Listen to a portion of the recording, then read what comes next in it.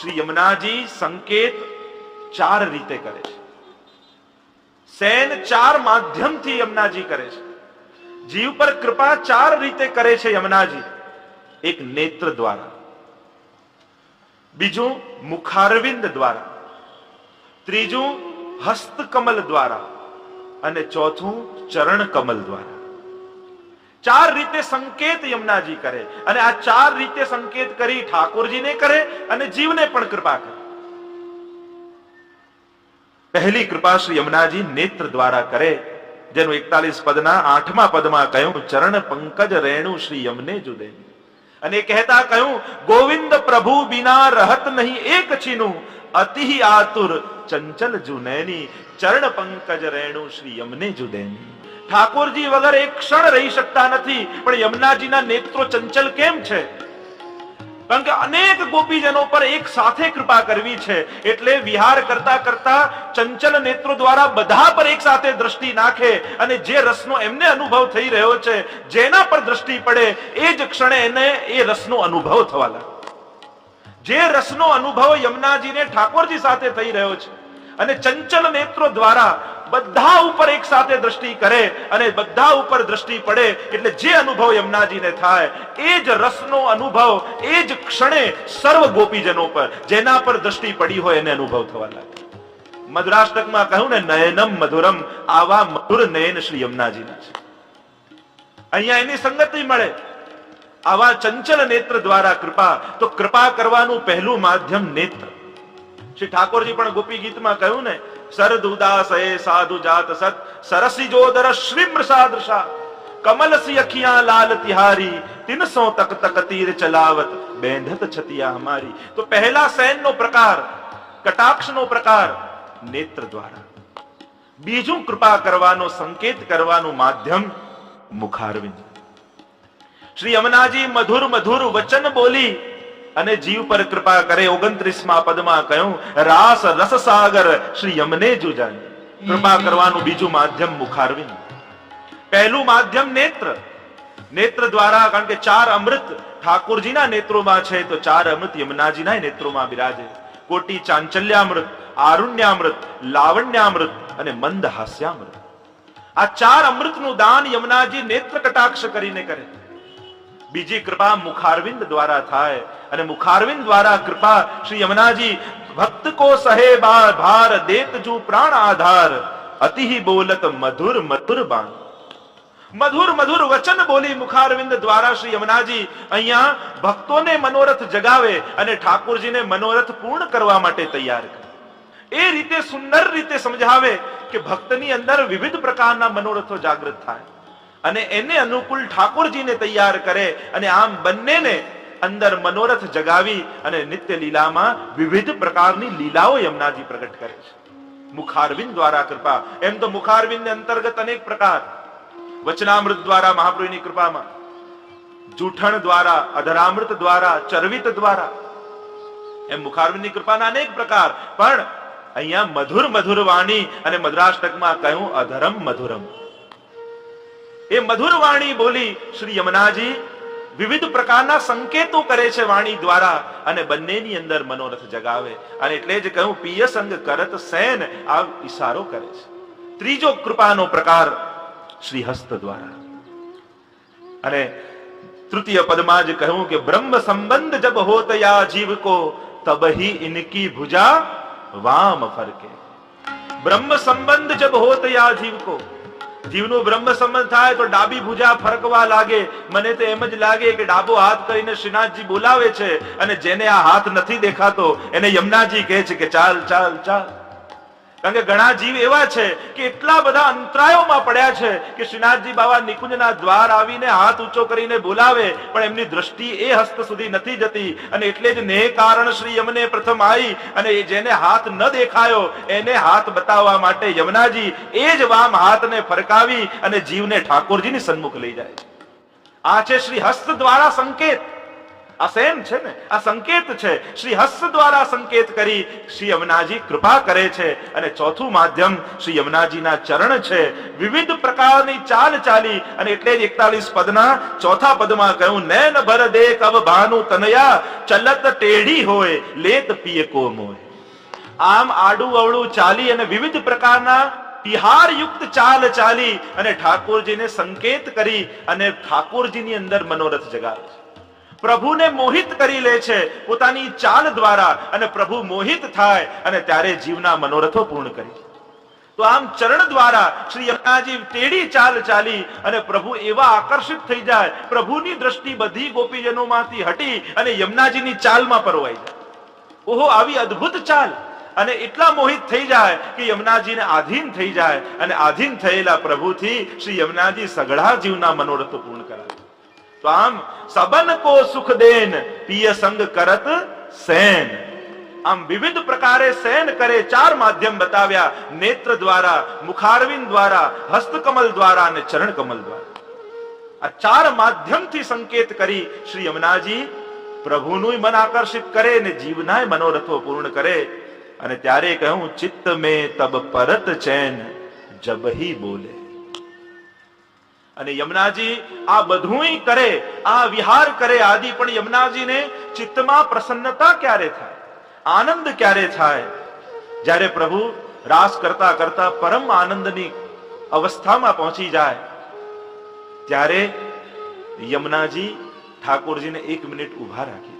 પ્રભુ ઠાડા રહે અને પ્રભુ રાસ કરવા માટે તત્પર થઈ ગયા છે અને બહુ ઉતાવળ જ્યારે મનમાં બહુ આવેશાત્મક થઈ જાય ત્યારે પ્રભુ સઘળા કાર્ય તૈયાર થઈ જાય કરવા માટે. સઘળા કાર્ય કરવા માટે તૈયાર થઈ જાય અને પ્રભુ જ્યારે આવી સ્થિતિમાં આવી જાય ત્યારે યમુનાજી કહે, પ્રભુ ઉભા રહો, આ જીવ પર કૃપા બાકી છે, પહેલા આના પર કૃપા કરો, પછી રાસ આગળ ચાલશે. હવે પ્રભુ રાસ વગર રહી શકતા નથી અને આવી સ્થિતિ છે ત્યારે આવા જીવને યમુનાજી સન્મુખ કરાવી દે અને ઠાકોરજી કે હા કૃપા કરીશું પણ રાસ તો થઈ જવા દો. એમ નહીં, પ્રભુ પહેલા મને કોલ આપો, વચન આપો. અને જ્યારે યમુનાજીને ઠાકોરજી હાથમાં હાથ આપીને વચન આપે, ચિત્ત મેં તબ પરત ચૈન જબહી પ્રભુ બોલે. અને જ્યારે ઠાકોરજી કે હા હા વચન આપું છું, હે યમુનાજુ આપ જેના પર કૃપા કરવાનું કહેશો, જેની કુંજમાં પધારવાનું કહેશો, હું ત્યાં જરૂર જઈશ. અને જ્યારે આવા વચન ઠાકોરજી બોલે ત્યારે યમુનાજી કહે, ચિત્ત મેં તબ પરત છે.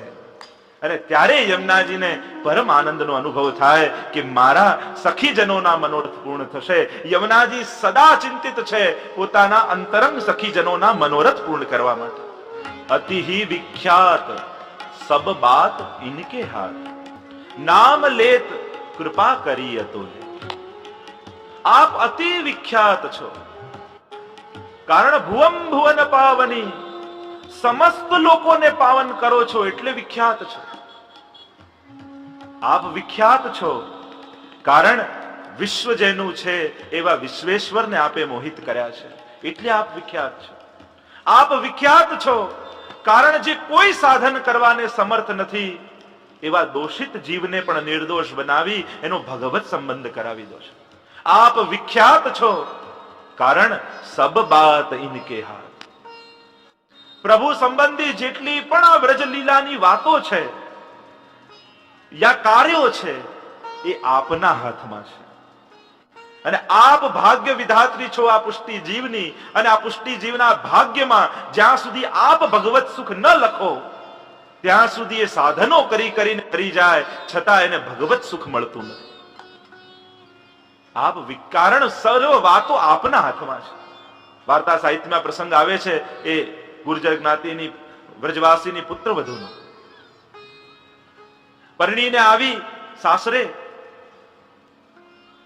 અને ત્યાં જ વ્રજવાસીની કંઈક ભેંસ ખોવાઈ અને સાસુ મેણા ટોણા મારવા લાગી કે આ વહુ નવી ઘરમાં આવીને એ જ સુકન્યાર છે કે આવતા જ આપણી ભેંસ ગઈ. અને આ ભોળી વ્રજવાસણ श्रीनाथ जी बाबा ने शरणे गई, मनोमन विनंती करवा लागी, हे श्री जी बाबा मेरी भैंस को ढूंढ के आप ला दो तो मैं 1.25 सेर माखन आपको आरोगाऊंगी. અને આવા ભોળા ભાવવાળી શ્રીનાથજી બાબાને આવી કરુણા અને સ્વયં શ્રીનાથજી બાબા ભેંસ ગોતવા નીકળ્યા અને વ્યક્તિને લાવીને આને આપી દીધી. અને ત્યાં ભાવ પ્રકાશમાં હરિરાયજી સમજાવે છે કે આ છે કોણ? કે ઠાકોરજી એની ભેંસ ગોતવા નીકળ્યા, કે આટલું ઠાકોરજી આને વ્રજલીલાનું સુખ આપે છે, આ છે કોણ? અને કહ્યું કે આ દ્વારિકા લીલામાં રૂક્ષ્મણીજીની સખી વિમલાની પુત્રી છે. એકવાર ઠાકોરજી અને રૂક્ષ્મણીજી દ્વારિકાના મહેલમાં બિરાજેલા વ્રજલીલાનું અનુસંધાન કરી રહ્યા હતા, અને ઠાકોરજી વ્રજલીલાઓની રૂક્ષ્મણીજીને સંભળાવી રહ્યા છે. અનેક અનેક લીલાઓના વખાણ સ્વયં ઠાકોરજી રૂક્ષ્મણીજી આગળ કરે છે. અને એટલામાં આ કન્યા ત્યાં પડદા પાછળ આવીને ઊભી રહી. પડદા પાછળ આવીને ઊભી રહી અને ઠાકોરજીની લીલાઓના, આ વ્રજ લીલાઓના અવગાહન સાંભળવા લાગી. સાંભળતા સાંભળતા આનું મન વ્રજલીલામાં લાગી ગયું. એવું મન મોહિત થયું કે આવું વ્રજનું સુખ મને ક્યારે મળે? અહીંયા તો પ્રભુ રાજાધિરાજ બનીને બિરાજેલા છે. અને મનમાં વ્રજલીલાનું સુખ લેવાની ચટપટી લાગી, ઉદાસ રહેવા લાગી. અન્ન જળનો ત્યાગ કરી દીધો, શરીર સુકાવા લાગ્યું. એકવાર ક્યાંક બેઠી હતી અને ઠાકોરજી ત્યાંથી પધાર્યા. દ્વારિકાધીશને જોઈને આ ઊભી થઈ ગઈ. પ્રભુએ જોયું કે તારું શરીર આવું સુકાયું કેમ છે? આવી ઉદાસ તું કેમ છું? ત્યારે આ જીવે કહ્યું કે પ્રભુ, એ દિવસે આપ રૂક્ષ્મણીજી આગળ વ્રજલીલાની વાતો કરી રહ્યા હતા અને મારા કાનમાં આપના શબ્દો પડ્યા, અને એ જ દિવસથી મને વ્રજલીલાની એ સુખ લેવાની ચટપટી મારા મનમાં લાગી છે. પ્રભુ આપ કૃપા કરો, મને કેમ આ વ્રજલીલાનું સુખ મળે? અને ત્યારે ઠાકોરજીએ પોતાના મુખારવિંદથી કહ્યું, તું યમુનાજીનું આરાધન કર, જો એ પ્રસન્ન થશે તો તને નિશ્ચિત વ્રજલીલાનું સુખ મળશે. અને એ જ ક્ષણે શ્રી યમુનાજીનું આરાધન કરવા માટે આ બેસી ગઈ. અનેક દિવસ સુધી શ્રી યમુનાજીના ગુણગાન કર્યા, સ્મરણ કર્યા, અને યમુનાજી પ્રસન્ન થઈને પ્રગટ થઈ ગયા. બતાવ સખી, તને શું જોઈએ છે? યમુનાજીના ચરણોમાં પડીને કહ્યું, યમુનાજુ, મને વ્રજલીલાનું સુખ જોઈએ છે. અને ત્યાં યમુનાજીએ તથાસ્તુ કહ્યું અને કહ્યું, જ્યાં મારા આશીર્વાદ છે તને વ્રજલીલાનો અનુભવ થશે. અને યમુનાજીના આશીર્વાદથી આ પુત્ર વધુ બનીને વ્રજમાં પ્રગટી છે. અને યમુનાજીની કૃપાને કારણે શ્રીનાથજી બાવા સ્વયં આ પુત્ર વધુને સમગ્ર વ્રજલીલાના સુખના દાન નિત્ય કરતા. સબ બાત ઇનકે હાથ. યમુનાજીનો આશ્રય કરે એને વ્રજલીલાનો અનુભવ થાય. અતિ વિખ્યાત સબ બાત ઇનકે હાથ, નામ લેત કૃપા કરીયત. આ વિખ્યાત એટલા માટે જ છે કારણ કે છે બહુ મોટા, પણ મળે છે બહુ સરળતાથી. મોટો એ જ છે જેનો ભાર ન હોય, જેની પાસે બેસતા હૃદયનો ભાર ઉતરી જાય, એ જ ગુરુ, એ જ શ્રેષ્ઠ, એ જ મોટો. શ્રી યમુનાજીની મોટાઈ એમાં જ છે કે પોતે છે સર્વશ્રેષ્ઠ, પણ કેવા સરળ છે. નામ લેત હી કૃપા કરીએ તો જીવ કોઈ સાધન ન કરી શકે, કેવલ એના મુખમાં યમુનાજીનું નામ આવી જાય તોય બધી જ કૃપા યમુનાજી જીવ પર કરી. નામ લેત હી કૃપા કરી અતોલે. અને કેવી કૃપા કરે? એ કોઈ સાધારણ દેવતા યા દેવીની જેમ નહીં કે આણે આટલું સાધન કર્યું તો આના પર આટલી કૃપા કરો, આણે આટલા ઉપવાસ કર્યા તો આને આ ફળ મળવું જોઈએ. આમ તોલી તોલીને આપે એવા નથી. આ કેવા છે? કૃપા કરી અતોલે.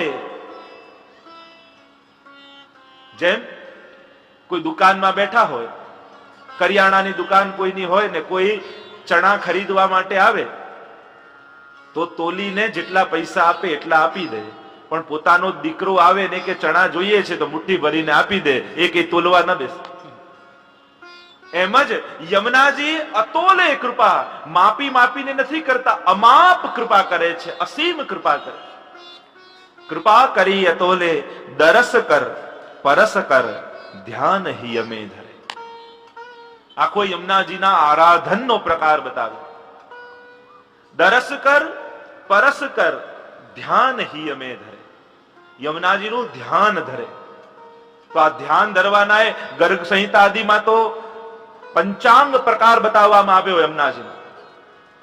યમુનાજીનું આરાધન ગર્ગ સંહિતા અનુસાર પંચાંગ રૂપે થાય છે. 5 અંગ બતાવ્યા યમુનાજીના આરાધનના. એક કવચ, સ્તોત્ર, પટલ, પદ્ધતિ અને સહસ્ત્રનામ. આ 5 દ્વારા આરાધન થાય ત્યારે યમુનાજીનું સંપૂર્ણ આરાધન થયું કહેવાય. જેનો પ્રકાર બહુલાશ્વ અને નારદજીના સંવાદમાં ગર્ગ સંહિતામાં આવ્યો. સૌથી પહેલા યમુના કવચનો પાઠ થાય. યમુના કવચનું મહાત્મ્ય બતાવતા તો કહ્યું, ઇદમ શ્રી યમુનાયાશ્ચ કવચમ પરમાદભૂતમ સ્વારમ પઠેત ભક્ત્યા નિર્ધનો ધનવાન ભવેત ય પઠેત પ્રાતુર્થાય સર્વતીર્થ ફલમ લભેત અંતે વ્રજેત પરમ ધામ ગોલોકમ યોગી દુર્લભમ. આ યમુના કવચનો જે પાઠ કરે, 10 વાર કરે તો નિર્ધન ધનવાન થઈ જાય. અને જે પ્રાતકાલ ઉઠીને નિત્ય યમુના કવચનો પાઠ કરે એનું ફલ બતાવ્યું, સર્વ તીર્થ ફલમ લભેત, એને સર્વ તીર્થોનું ફલ મળે. ઠાકોરજી પોતાના પરમધામ ગોલોક ધામની પ્રાપ્તિ કરાવે એવું યમુના કવચનો પાઠનું ફળ. બીજું આરાધન છે સ્તોત્ર, સ્તવન, શ્રી યમુનાષ્ટક. યમુનાષ્ટકનો જે પાઠ કરે 5 ફલ મહાપ્રભુજીએ બતાવ્યા. સમસ્ત દુરિતક્ષયો ભવતિ વે મુકુંદે રતિ તયા સકલ સિદ્ધયો મુરરી પુષ્ચ સંતુષ્યતિ અને સ્વભાવ વિજયો ભવે. સ્તોત્ર યમુનાજીનું જો કોઈ કરે અને એના દ્વારા જો ધ્યાન કરે તો 5 ફલ મહાપ્રભુજી યમુનાષ્ટકમાં બતાવે. પહેલું, સમસ્ત દુરિતક્ષયો, સમસ્ત પાપોમાંથી મુક્ત બની જાય, જીવ નિર્દોષ થઈ જાય. કારણ કે આ પાપ કૃપાને આડે નથી આવતા, પાપ આડે આવે છે આપણા સાધનોને. ભગવત કૃપા તો એટલી વિશાળ છે, એટલી વિરાટ છે કે જીવની અવસ્થા જોયા વગર થાય છે. પણ આપણા પાપો ક્યાં નડે? આપણે નક્કી કર્યું હોય કે કાલથી 9 યમુનાષ્ટક તો કરવા જ છે. 3 દિવસ સારું ચાલે, પણ ચોથા દિવસે એવું કઈ કામ આવે તો આપણે કહીએ ચલો પરમ દિવસે 18 કરી લઈશું. અને પછી 18 ના 27 થાય, 36 થાય, 45 થાય, હંમેશા માઇનસમાં જ રહે. પછી આપણા અપરાધો નડે છે આપણા સાધનને આડે. મનમાં થાય કે વ્રજયાત્રા કરવા જવું છે, પણ એવું કંઈક વિપરીતતા આવી જાય, જઈ જ ન શકાય. આપણા સાધનોને આડે આપણા અપરાધ આવે છે. યમુનાષ્ટકનો જે પાઠ કરે સમસ્ત અપરાધોમાંથી મુક્ત થાય. સમસ્ત દુરિતક્ષયો. બીજું ફળ, ભવતિ વે મુકુંદે રતિ. ઠાકોરજીમાં પ્રેમની અભિવૃદ્ધિ થાય. પ્રતિક્ષણ વર્ધમાનમ. પ્રેમ એને જ કહેવાય જે ક્ષણે ક્ષણે વધે. જે યમુનાષ્ટકનો નિત્ય પાઠ કરે એની ભાવમાં વૃદ્ધિ થાય. સમસ્ત દુરિતક્ષયો ભવતિ વે મુકુંદે રતિ તયા સકલ સિદ્ધયો. સકલ સિદ્ધિના દાન યમુનાજી કરે. અને આ સિદ્ધિઓ લૌકિક નથી, અલૌકિક સિદ્ધિઓ છે. આગળ 41 પદમાં જોઈશું આપણે. તયા સકલ સિદ્ધયો. ચોથું ફળ, મુરરી પુષ્ચ સંતુષ્યતિ. ઠાકોરજીને પરમ સંતોષ થાય. છોકરો મહેનત કરતો હોય તો જોઈને આનંદ થાય મા બાપને, પણ સારું રિઝલ્ટ આવે તો સંતોષ થાય. એમ યમુનાજી કેવલ સાધન નથી આપતા, પણ યમુનાજીનું આરાધન જીવ કરે તો ઠાકોરજીને સંતોષ એટલા માટે થાય કે આને પરમ ફલની પ્રાપ્તિ થવાની છે. આને સાધારણ ફલ નહીં મળે, આને તો પરમ ફળ જે કહ્યું છે એની પ્રાપ્તિ થશે. એટલે ઠાકોરજીને સંતોષ થાય. અને 5મું ફળ, સ્વભાવ વિજયો ભવેત વદતિ વલ્લભ શ્રી. સ્વભાવનો વિજય થાય. અને આ ટીકામાં તો ત્યાં સુધી લખ્યું કે કેવલ જીવનો સ્વભાવ બદલતા નથી યમુનાજી, ઠાકોરજીનો સ્વભાવ બદલી નાખે છે. ઠાકોરજીનો સ્વભાવ મુક્તિ આપવામાં ભગવાન બહુ ઉદાર છે, પણ ભક્તિ આપવામાં બહુ કંજૂસ છે. ઠાકોરજી જલ્દી ભક્તિ નથી આપતા, કારણ મુક્તિ આપે તો ભગવાન છૂટી જાય, અને ભક્તિ આપે તો ભગવાનને બંધાઈ જવું પડે. અને એટલે ઠાકોર જલ્દી ભક્તિ નથી આપતા, પણ યમુનાષ્ટકનું જો આરાધન કરે તો યમુનાજી ઠાકોરજીનો સ્વભાવ બદલી નાખે અને પ્રભુ ભક્તિ આપવામાં ઉદાર થઈ જાય. તો આમ 5 ફલ સ્તોત્રના કયા? દરસ કર, પરસ કર, ધ્યાન યમે ધરે. તો ધ્યાન એટલે યમુનાજીનું આરાધન કરવું. તો પંચાંગ આરાધન ગર્ગ સંહિતામાં કહ્યું. પહેલું કવચ, બીજું સ્તવન સ્તોત્ર, ત્રીજું પટલ. પટલ એટલે પદ્ધતિ, દરેક આરાધના એક પદ્ધતિ રહેલી છે. અને પટલ એટલે જે બીજ મંત્ર છે એના દ્વારા આરાધના. પટલ બાદ પદ્ધતિ અને પદ્ધતિ બાદ સહસ્ત્રનામ. આ પંચાંગ પટલમાં જે મૂળ બીજ મંત્ર યમુનાજીનો છે, ઓમ રીમ શ્રીમ ક્લીમ કાલિંદય દેવ્યય નમઃ. આ મંત્ર કમલાકાર બનાવવામાં આવે ને દરેક પાંખુડીઓમાં સમગ્ર નદીઓના નામ લખવામાં આવે, મધ્યમાં યુગલ સ્વરૂપનું ચિત્ર પધરાવવામાં આવે અને આ મંત્રનો જો જાપ જીવ કરે અને જો 1.25 લાખ જાપ એના થાય તો એને યુગ સ્વરૂપની કૃપા એને મળે, એની સર્વ કામનાઓ સિદ્ધ થઈ જાય. જે મનોરથ કરે એ સગળા મનોરથો યમુનાજી સિદ્ધ કરી આપે જો યમુના પટલનું આરાધન કરે. ચોથું છે પદ્ધતિ. આ પટલ કરવામાં જે નિયમો પાળવાના છે, બ્રહ્મચર્ય આદિ, કામ ક્રોધ લોભ મોહ મત્સરનો ત્યાગ કરી, ઉપવાસ આદિ, જમીન પર શયન કરે અને આ પટલ અને આ સ્તોત્ર કરવાની જે પદ્ધતિ શાસ્ત્રોએ બતાવી એ પદ્ધતિનું આરાધન એ ચોથું આરાધન છે. અને પાંચમું છે સહસ્ત્ર નામ. આપણે લોટીજીનું પૂજન કરીએ છીએ ત્યારે આ સહસ્ત્ર નામમાંથી જ 108 નામ રોજ બોલવામાં આવી રહ્યા છે અને છેલ્લા દિવસ સુધી આ સહસ્ત્ર નામ પૂરા કરવામાં આવશે. તો આ સહસ્ત્ર નામ તમે જે આરાધન યમુનાજીનું કરો છો એનું ફળ શું? તો ગર્ગ સંહિતામાં ફળ બતાવતા કહ્યું, નામ સહસ્ત્રમ કાલિંદ્યા કીર્તિદમ કામદમ પરમ મહાપાપ હરમ પુણ્યમ આયુ ધનમ ઉત્તમમ. આ સહસ્ત્ર નામનો જે પાઠ કરે એની સગળી કામનાઓ પૂર્ણ થાય, એની દીર્ઘાયુ થાય અને સ્વયં ઠાકોરજીની કૃપા એના પર ઉતરે છે. આ સહસ્ત્ર નામનું ફળ બતાવવામાં આવે. તો આમ પંચાંગ આરાધન થાય.